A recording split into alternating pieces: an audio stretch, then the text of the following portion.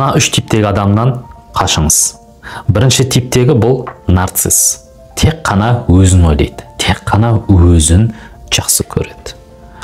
Мұндай адамдармен дистанцияда қарым-қатынаста болған дұрыс, яғни мұндай адамдармен дистанция ұстаған дұрысырақ болады. Екінші бұл жағымпаз адамдар. Жағымпаз адамдар өзінің мақсатына жету үшін өтірікті соғады. Сіздің бүкіл қалауларыңызды өзіңізге қолданады. Сөйтіп жағымпаздана отырып, өзінің құйтырқы әрекеттерін жасай береді. Сізді дайым қолдану үшін өтірік айтады. Үшінші бұл айлакер адам. Айлакер адам тек өзінің жеңісін ойлайды. Бұның позициясы: мен жеңемін, сендер ұтыласыңдар. Win, lose. Сіздер лузер боласыздар, мен жеңімпаз боламын. Мұндай айлакер адамдармен қарым-қатынас жасайтын болсақ, әрдайым жеңіліс табамыз.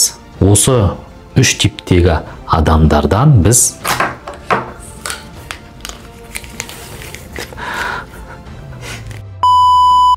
аулақ болуымыз қажет.